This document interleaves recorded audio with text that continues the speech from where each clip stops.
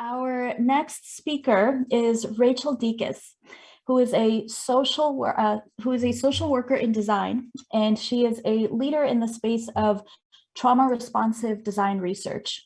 Rachael has a background in social justice and human rights nonprofits, as well as higher education. She is the founder and principal of Social Workers Who Design, which I believe our design community looks to as a great model of what it means to be trauma-informed in design practices. Rachael is also one of those people that when you talk to her, you instantly feel like you've been friends for years. So this is going to be a wonderful talk. Please welcome Rachael Dietkus. Oh, thank you so much for that, Marina.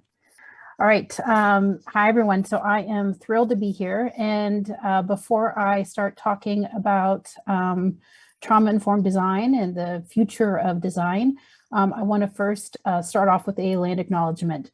I am on the unceded and the ancestral land of the Sioux, the Miami, the Peoria, and the Kickapoo, which is also commonly known as Urbana, Illinois, here in the United States.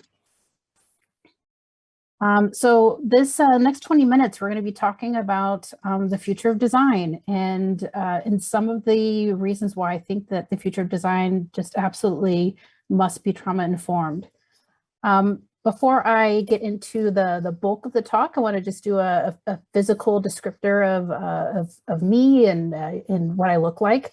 You can see on the screen, there's an image of me dressed in black, wearing jeans. I think I'm wearing the same jeans that I have on in this photo. I'm about 5'7", 5 feet 7 inches tall. I've got dark brown hair, fair complexion, hazel eyes, and I'm currently wearing a black sweatshirt that says Normalized Therapy in a scripted font. And it's from a company called Coffee, Hip Hop, and Mental Health. It's actually in Chicago, Illinois, about 2 hours north of where I am. So as Marina said, I'm a social worker in design. I feel like identities in design really play a part in how we do a lot of our work. But I really strongly identify as both a social worker and a design researcher. And I practice being a trauma responsive designer. And so I'll get into what that means for me and what that might mean for you and for others as you explore some of these principles in the work that you do. But I study and I research trauma in the context of design. And this is something that I feel might have maybe always been there, especially as I was a social worker and I was very keenly interested and kept kind of bumping up against design as a discipline. But I became much more intentional about this over the past couple of years. So shortly before the pandemic started, and then clearly like throughout the pandemic. So I want to start with two important and yes, academic design research insights that for me have really played a very strong role in how I position myself as both a social worker and as a design researcher. And this first one is a piece that is from about 20 years ago. It's called A Social Model of Design, Issues of Practice and Research by Victor and Sylvia Margolin. Now, a lot of people might know of Victor as he was a well-known design historian, but his spouse, Sylvia, was a social worker, and she was a social worker for many decades before she retired. And I learned from Liz Resnick, which published the Social Design Reader, which this piece is part of, that Victor was heavily influenced by Sylvia's work as a social worker in how he thought about design and how he wrote about design. And so I wanted to share a quote from that article where they went on to say that they believe that many professionals share the goals of designers who want to do socially responsible work. And they propose that both designers and those who are in the helping professionals find ways to work together. Now, the context of what they said in terms of helping professionals, they were really specifically talking about social workers, but there are a lot of different disciplines that would fall under this category, and this has clearly been expanded in the years since then. The second piece that has been really just pivotal in the work that I do and the way that I approach this work is an article from Tad Hirsch called Practicing Without a License, Design Research as Psychotherapy. Now, I think the Margolin piece and the Hirsch piece, and there's a third piece that I often talk about from a social worker named Burton Cohen, these three pieces are just like, they're crucial to how I think about this work and how I kind of move throughout this space. But if there is one thing that I would recommend that designers, design researchers, service designers read, it would be this article. It is that important and that crucial to this work and this conversation around trauma and being trauma responsive and just how we care for ourselves and others.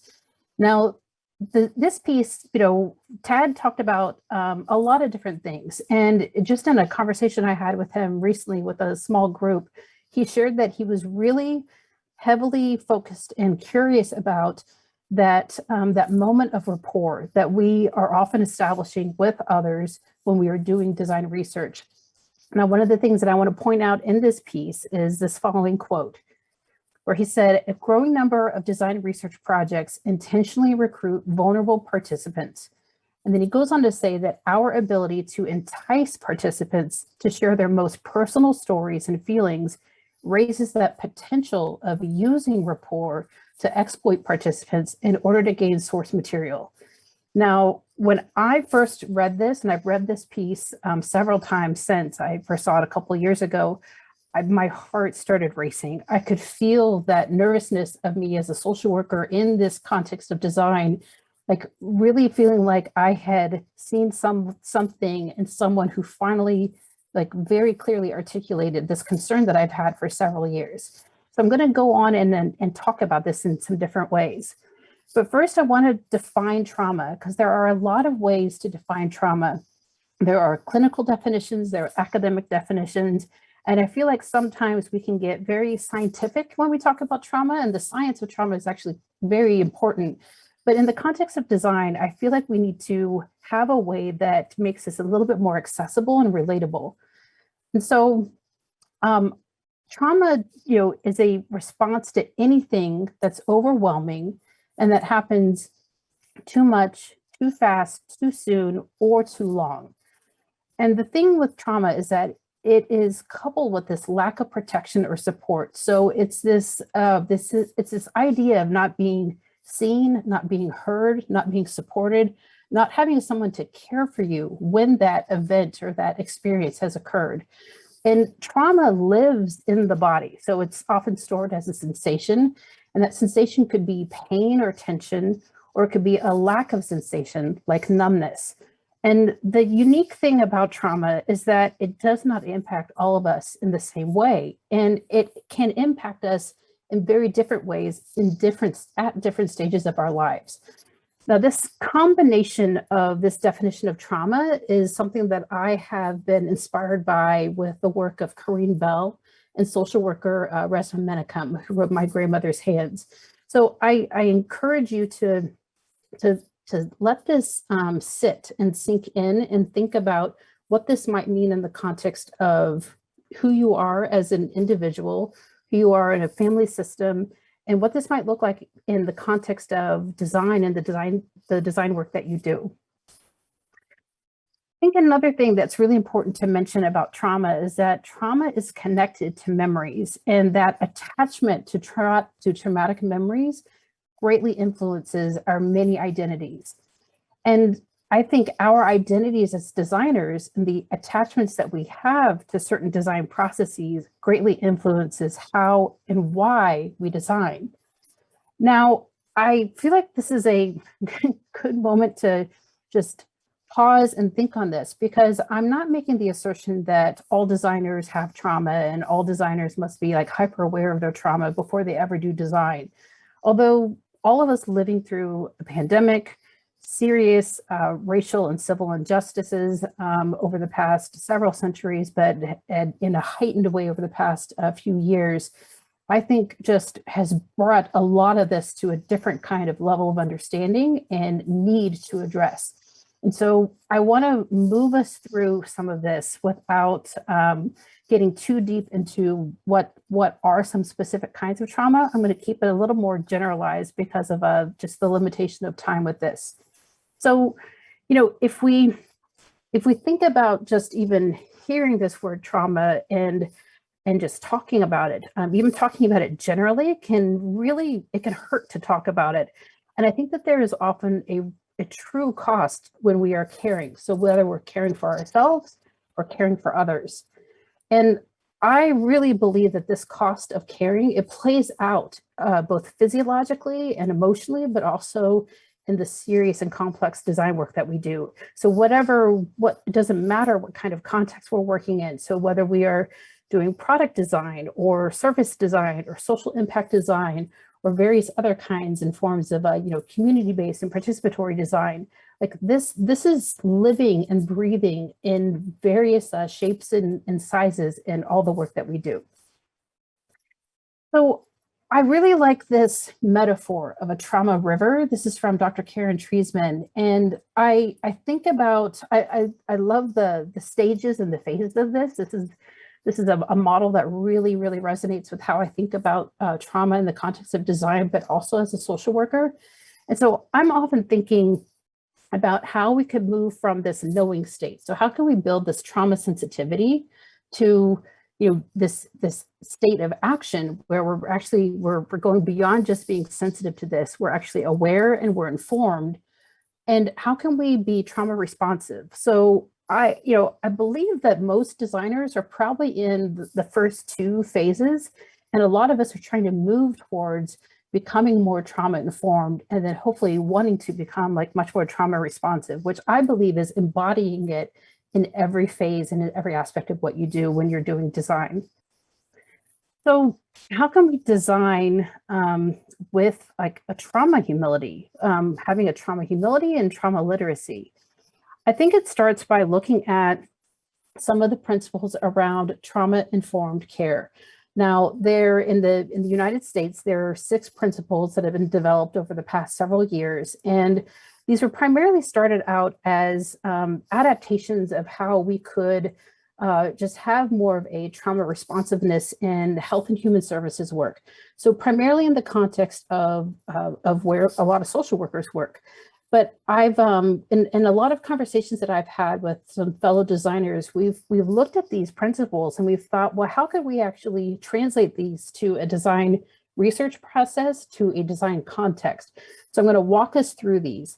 The first one being safety. So how do we establish safety? How do we make sure that people feel physically and psychologically safe in all of our spaces, and when they're taking part in either our services or our design process? And so I think for designers, I think that this would mean like we just have to establish safety plans for everyone. And that includes the design team and those that we are designing with and for before beginning any research. This is something this is a common practice in social work practice, especially when you're working out in the field and you know that there's high potential for there to be risk, or there might be harm either to self or to others. The second one is looking at trustworthiness and transparency. And I think if you look at this in the context of design, I really believe that trust is built and it's maintained on authentic relational rapport, not this transactional rapport or transactional empathy.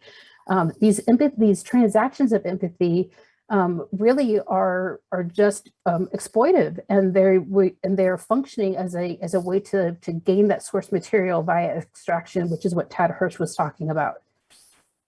The third is peer support and mutual self-help. So how can we, allow participants, or why shouldn't we just allow participants that we might be including and bringing into the design research process, and let them include someone that they already have that established trust and respect for, and who will support and empower them throughout that entire engagement. So whether that is for an interview per se, so even if that is virtual, allowing that support person to be there, or that person that they choose that they want to have there, or if it's a face-to-face encounter, like having that flexibility to allow that to occur. The fourth is collaboration and mutuality. And I think in the context of design, something that unless you're doing explicit community-based design, participatory design, and or co-design, we don't think about power as explicitly as I really believe we should. And I know that George A. will be talking about this. So map your power within the larger system and those larger systems that intersect. Define those clear plans that ensure accountability practices when power is breached.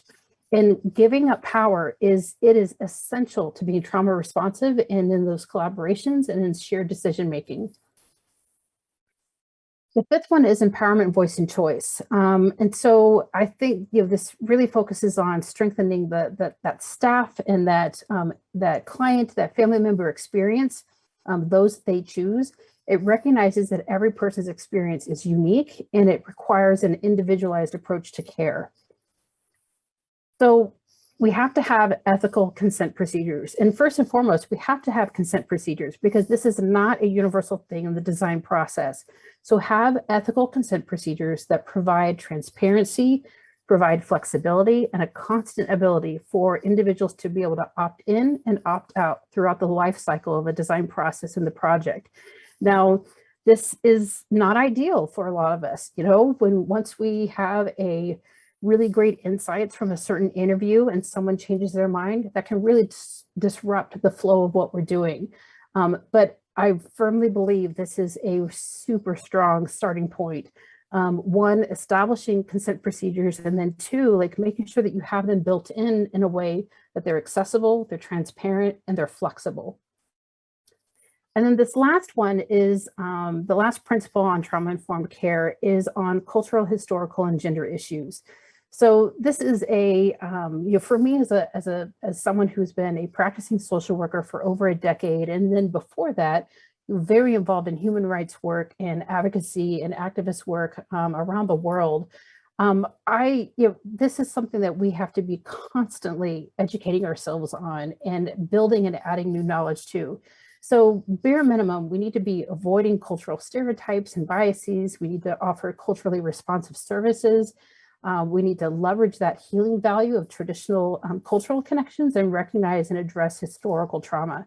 Now, this is a lot, and I think that this is a lot for designers, which is why I would even go back to the piece of what the Margolin said, like work with others who have these skill sets.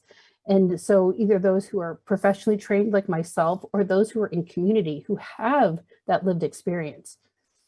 Now, what this looks like for, a suggestion that I have for what this looks like for designers is critically reflect on whether or not we are even equipped to do this work.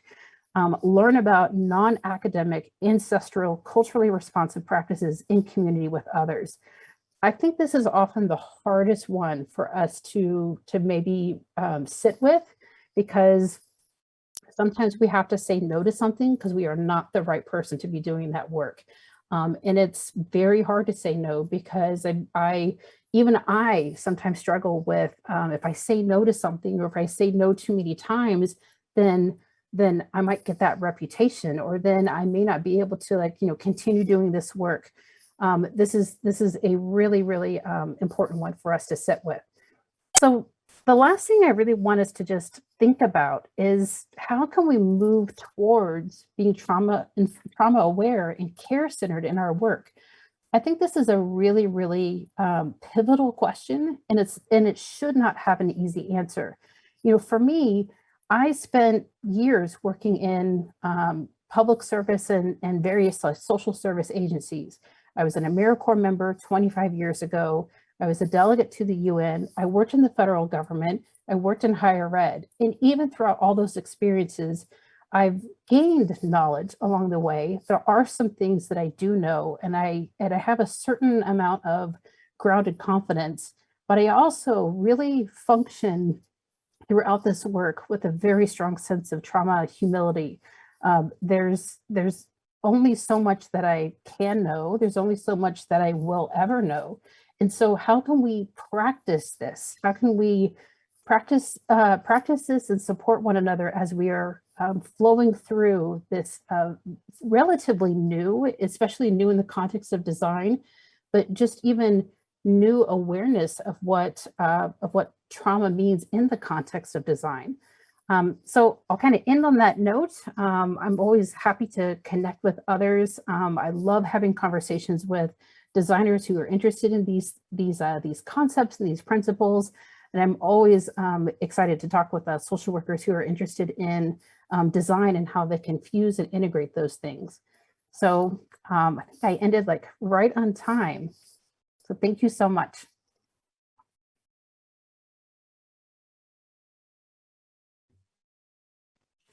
Thank you so much, Rachel. That was really, really fantastic. And I always get excited when I see design at the intersections of things, pulling in from disciplines, and kind of the other type of humility where we look at these kinds of topics have already been discussed and are being worked on by people from all over the place. So I think the intersectionalities within design is going to be more and more relevant. And this is absolutely one of the best topics to be able to do that with.